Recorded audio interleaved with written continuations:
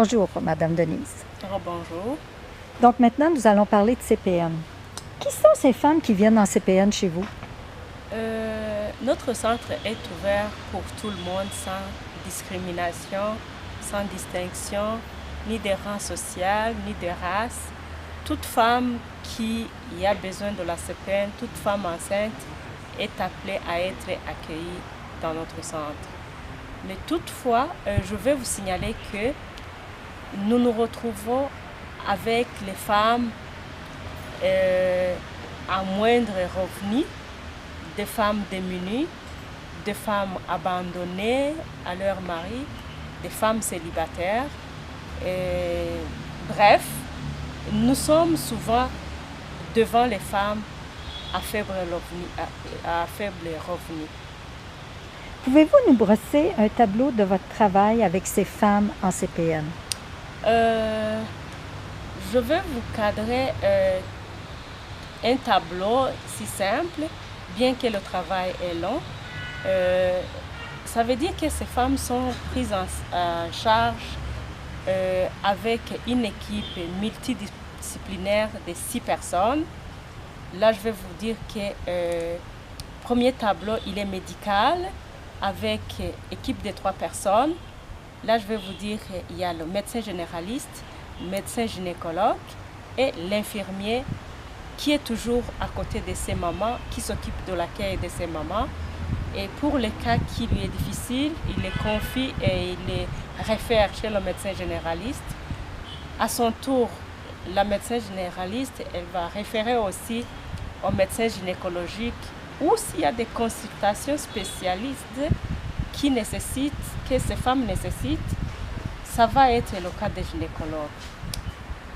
Là, je viens de vous dire un petit tableau, le travail médical, comment il se fait.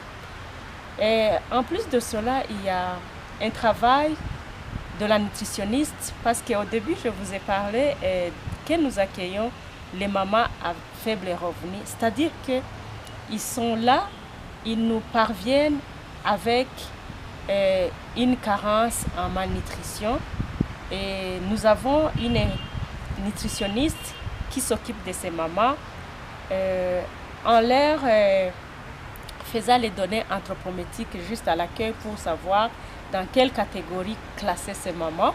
C'est soit que la maman peut être dans une malnutrition sévère, aiguë, modérée. Le travail de la nutritionniste, c'est pour savoir la maman qu'on a accueillie, son état de départ, pour que, en suivant ces mamans pendant la grossesse, on les suive aussi en nutrition pour voir comment elles quittent dans l'état mauvais pour s'améliorer. Et de cela, on va savoir que leurs grossesses sont sécurisées non seulement médicalement, mais nutritionnellement aussi. Mais on ne peut pas oublier aussi les sociales parce que nous avons un autre intervenant social qui s'occupe du social. Du fait que nous faisons face aux mamans sans revenu, aux mamans pauvres, aux mamans vraiment avec X, Y événements.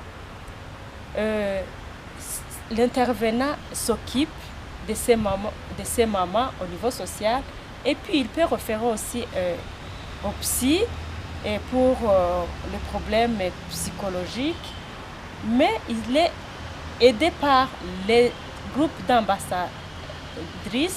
ambassadeurs qui vont dans la communauté, qui vont dans leur famille pour le parler de la CPN, qui vont le faire parler à la maison et les stimuler à venir au centre pour être pris en charge.